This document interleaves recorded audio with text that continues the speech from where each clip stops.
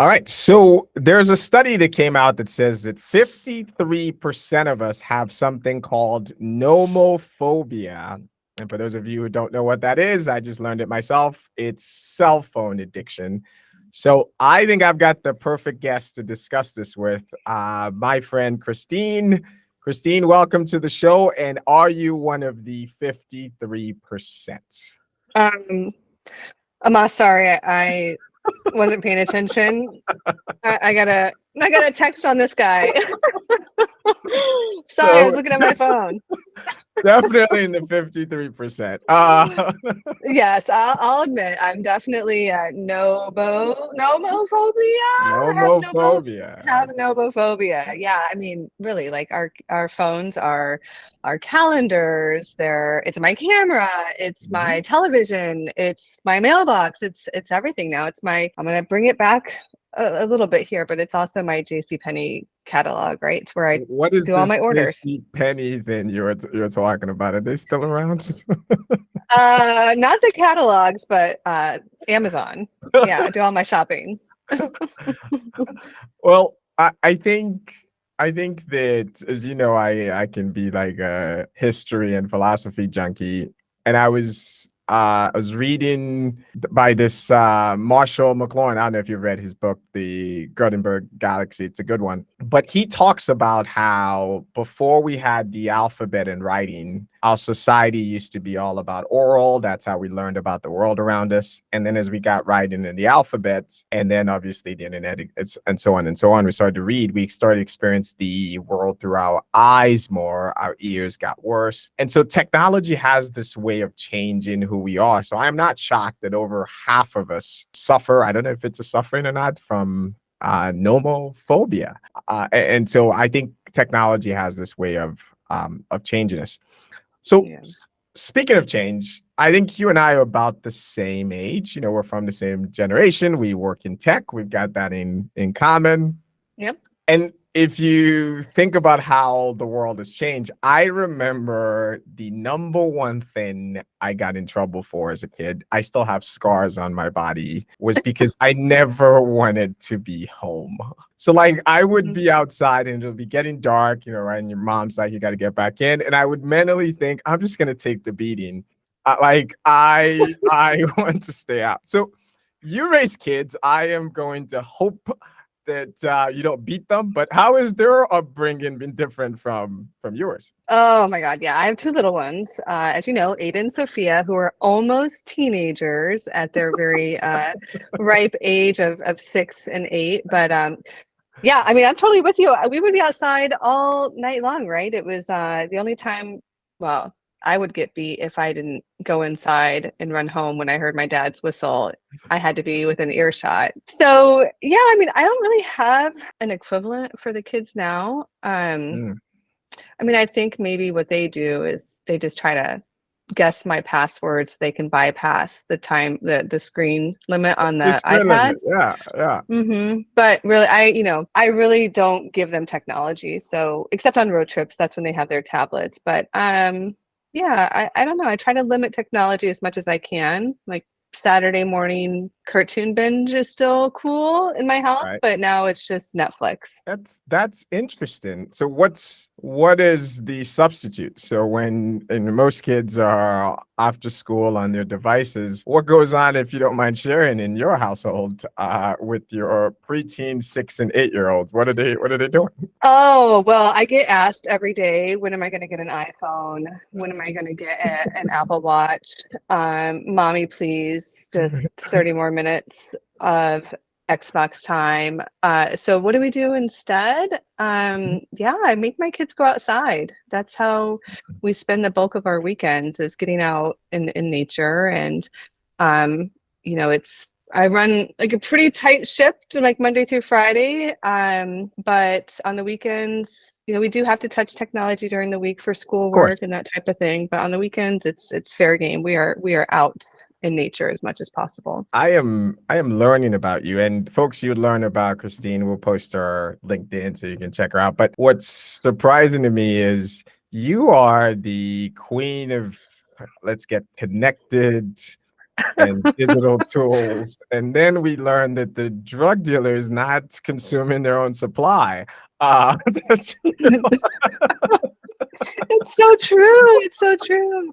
I delete the Slack when I go on vacation. That is true. you know That we is true. are we are recording, right? Don't you run Slack for Slack?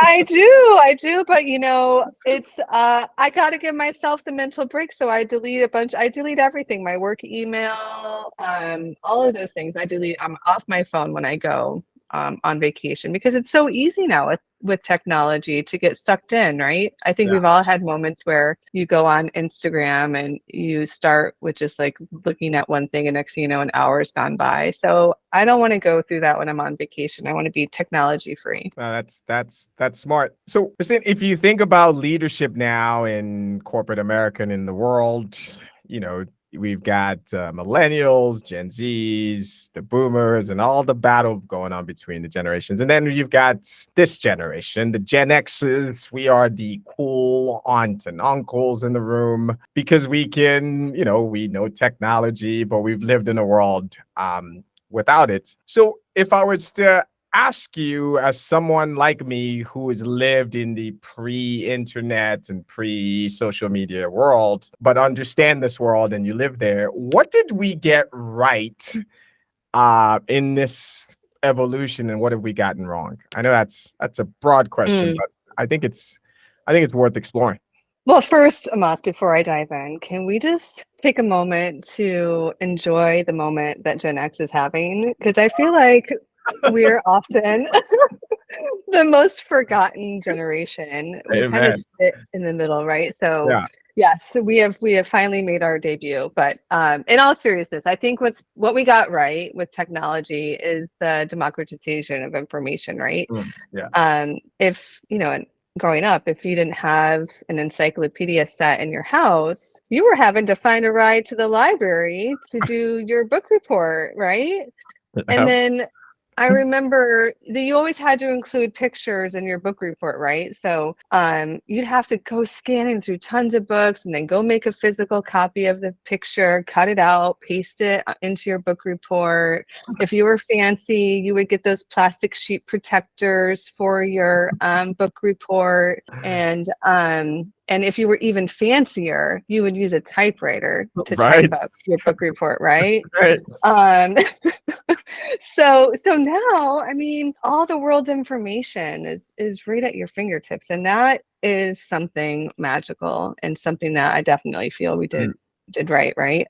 So where have we gone wrong? Well, I think, like sometimes when we think about, oh, this technology is gonna just make this huge impact and it's gonna be so transformative, it can actually make things a little bit more complicated, right? So just a silly example, but I experience it all the time when I'm having to download 17 different apps for each of my kids' school. Right. So there's one where you sign up for to bring in a certain dish during different activities throughout the year, right? Okay. So there's like a whole app for it now. But back Right. in the day, you just sign up on a piece of paper. So there's apps for potlucks. And when I moved to San Francisco, which we're at the center of all of this new technology in the Valley, I learned that there was an app for parking spaces. Oh, And it was jeez. just like so Oh, intense. And jeez.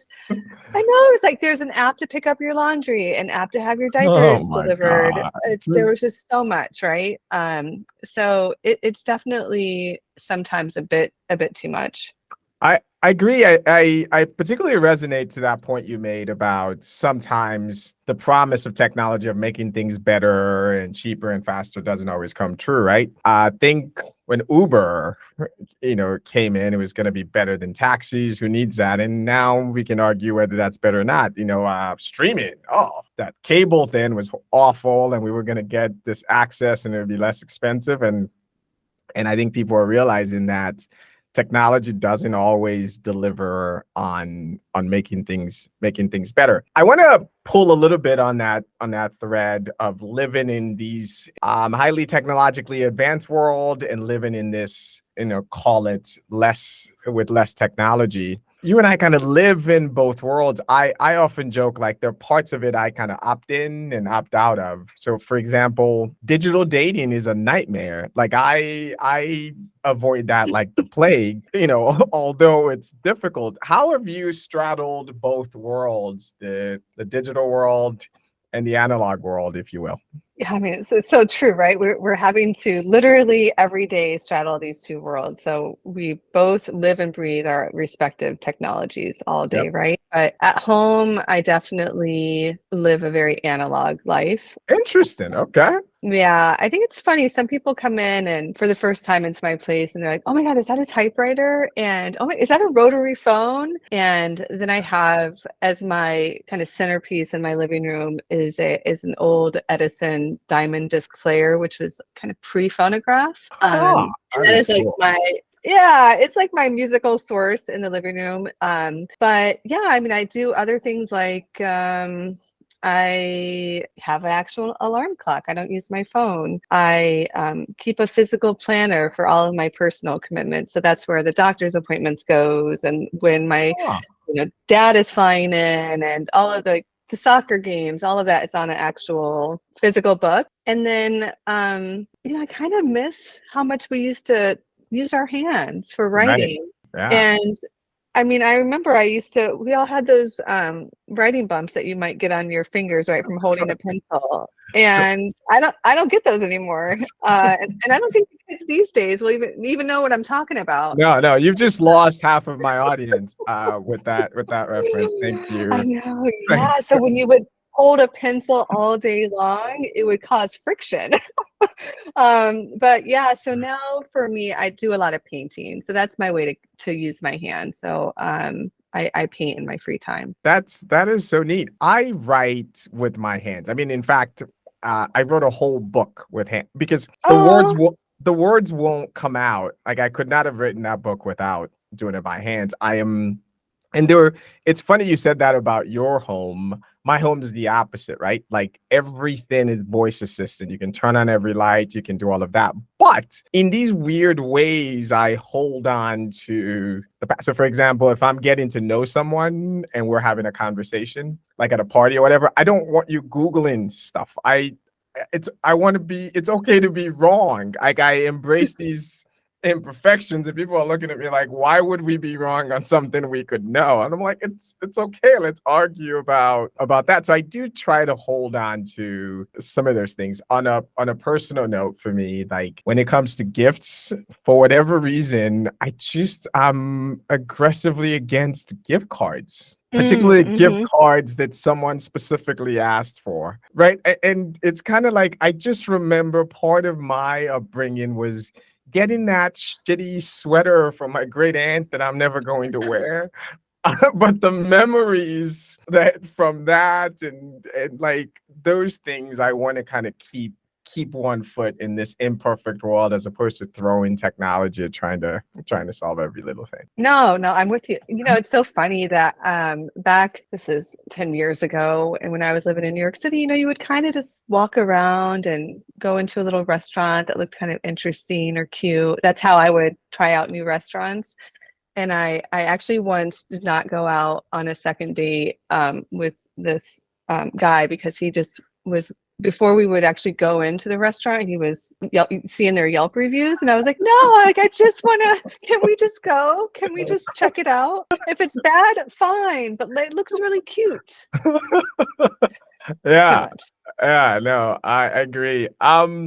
Let's get to know you a little bit. So I'll share and then you'll share like what you spend an unreasonable amount of time doing. So for me, I have a smoker and I would smoke ribs for like 10 hours and eat it all in like 10 minutes. And it's just I just love it. What's yours? What's something you spend an unreasonable amount of time doing? Well, let me think. I alluded to it that we spend a lot of time in nature. So this is funny. The origin of this came from I I always loved getting paper copies of National Geographic.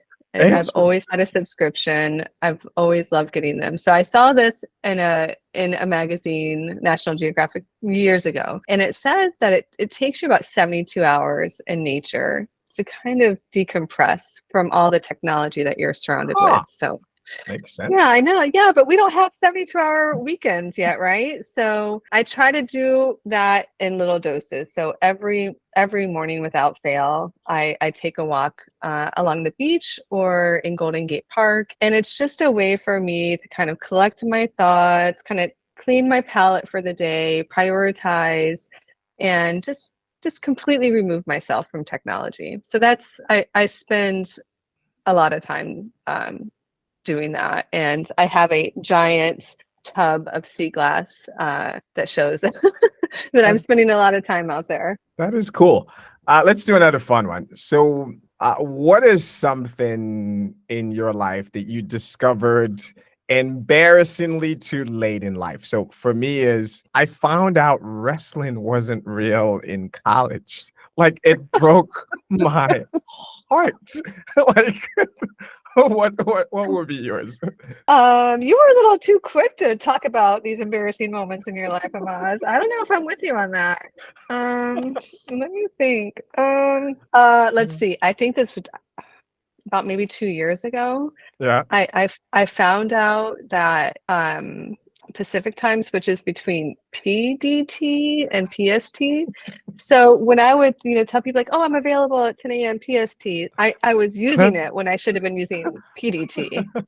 So I don't know. That's what I got for you. Okay. Let's get back to this technology dichotomy. Let's now say I made you queen of the whole world and you could redesign work, life, and frankly even dating. What were some things you in your rule you will enact? I mean, people are already doing all this stuff. I don't. Let me think. Well, you know, I'm all about Slack. So that's already transforming the way that people work. And Sure. I think with Slack, I love it so much because it does really allow you to bring your personality inside of technology. So I think that that's probably why I'm so aligned to it and love it so much because You I've know, never. you're right, Christine. I've been a Slack fanboy for years. I use it even in my own personal life.